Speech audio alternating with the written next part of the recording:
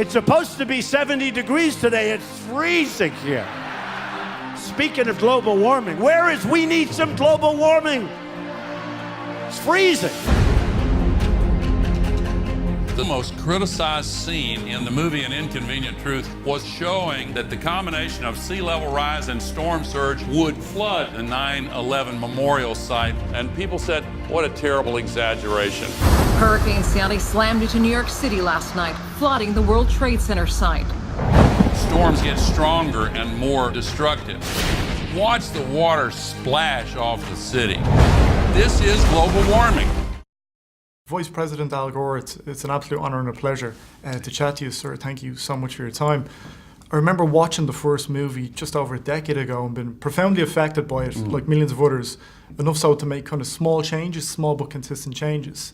Obviously the Oscar, the Nobel Peace Prize. 11 years later, why the need to make a second film? Why the need to make a sequel?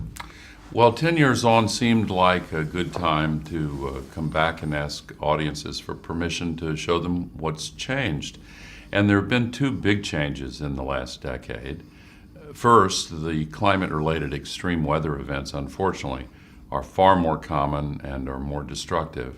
Mother Nature is speaking up pretty loudly and persuasively. But the second big change is we have the solutions now. 10 years ago, you could see them on the horizon, but you had to rely on the technology experts to assure you that they would eventually be here. Now they are here. And in many parts of the world, the electricity from the sun and wind is already cheaper than electricity from dirty fossil fuels, and soon it will be everywhere.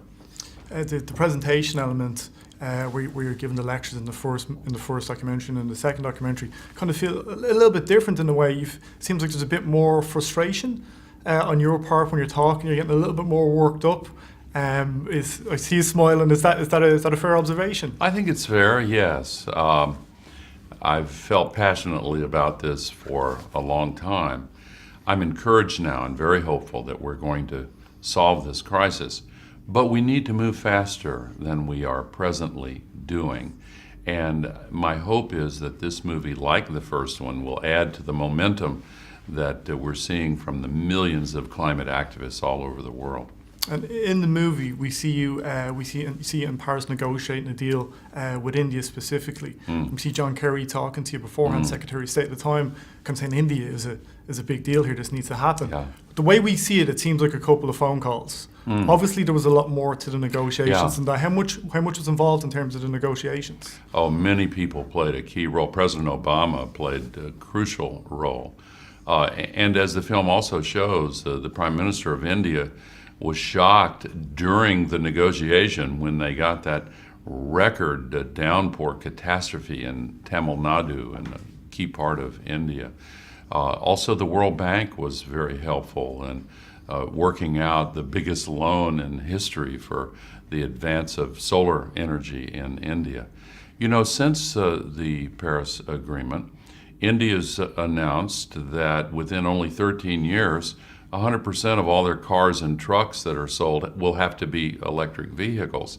They're closing hundreds of coal plants and vastly expanding solar. So it's a very hopeful development. And China are moving in the right direction as well. Were you surprised by those two moves? Because India really didn't just double down, they kind of trebled down with the electric cars initiative. Yeah, no, I was heartened by it. And China moved even before India. They have reduced their emissions significantly for 3 years in a row. And both China and India, you know, face a real political challenge because of the air pollution in their cities. People are very unhappy about that. So they have pressure from their own citizens to move faster. And now that they can get electricity more cheaply from solar and wind than from continuing to burn these dirty fossil fuels, it opens up a pathway for dramatic change. And you started out as an investigative journalist. I did. In Vietnam. I'm curious to see what you think of the current, I suppose I've seen you talking about new media, internet journalism, internet media, and how it can help with this fight to aid climate change. What do you think of the current, I suppose, I mean, there's extreme right and there's extreme left, and you've got Breitbart, you've got Infowars, Yeah. and this whole fake news hashtag thing. I'm just curious to hear what you think of the current kind of environment. Well, in the early decades of the printing press revolution, there were similarly messy problems, but they sorted themselves out over time. And I think the key aspect of internet-based social media is that it gives the freedom for individuals to use their access to knowledge to try and persuade others. And if you trust in democracy, as I do, and you trust in the wisdom of crowds, then over time, the best available evidence surfaces, and reasoned discourse leads us to make better decisions. It also changes politics. Last year in the U.S., Bernie Sanders, whether you agree with his agenda or not, proved that it's now possible to run a very competent nationwide campaign without having any money from special interests or lobbyists, but just relying on individuals making small donations. And if that becomes the future of politics, then the elected officials will be accountable to the people, as they should be, instead of to the lobbyists for special interests. So we have an elected official in Kerry, in Ireland, where I'm from, who's a climate change denier. And he believes... Oh, I'm sorry to hear that. Yeah, but he believes, that's not the best part, he believes that proof that climate change doesn't exist comes via Noah's Ark. So I know every country has them. Some of them are elected, some of them aren't, some are just people on social media or whatever it is. But what is your, I suppose, advice for dealing with somebody in a position of power like that when they don't seem open to education? I'm not familiar with this particular example, but we have some climate deniers in the U.S. A lot of them, again, I don't know about this example, but a lot of them get their campaign financing and lobbyist gifts from the carbon polluters. 100 years ago in the U.S., a famous journalist named Upton Sinclair wrote, "It's difficult to get a man to understand something if his income depends upon him not understanding it." And I think that's often the case with many of these deniers. Some of them seem to truly believe in the idiocy of climate denial. But the scientific community has been nearly unanimous for decades, and now Mother Nature is speaking up, and turns out she's more persuasive than any of us. We're seeing kind of a trend, I suppose, in certain countries, certainly with Ireland. Our Prime Minister's 38, Leo Varadkar, and we see Justin Trudeau pop up in the documentary briefly. Is that heartening for you to see these younger leaders, these younger world leaders kind of pushing that climate change agenda?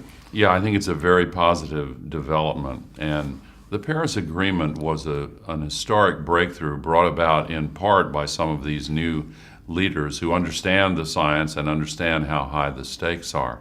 Our whole future depends on us winning this struggle. The scientists' predictions of a decade ago have come true, and that should cause us to pay more attention to what they're warning us about if we did not solve this crisis. We are beginning to make progress.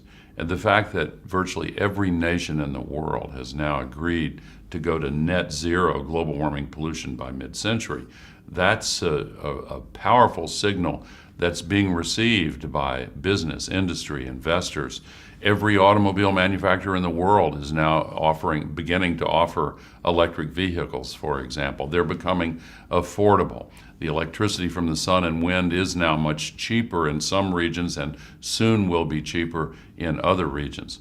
But governments are still requiring taxpayers to subsidize dirty fossil fuels at a rate 40 times larger than the meager subsidies for renewable energy. So we need to change the light bulbs and other technologies, but we need to change the laws even more so that we get rid of the distortions that continue this carbon pollution. We're making progress, but more people need to speak up.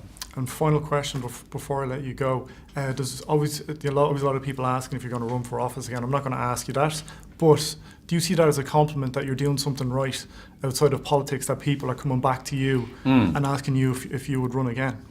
It's always nice to hear things like that. As you know, I am a recovering politician, and the longer I go without a relapse, the less likely one becomes. Al Gore, thank you so much, Mr. Vice President. Thank you so much. Have a great weekend. Don't let anybody tell you that we're going to get on rocket ships and live on Mars. This is our home.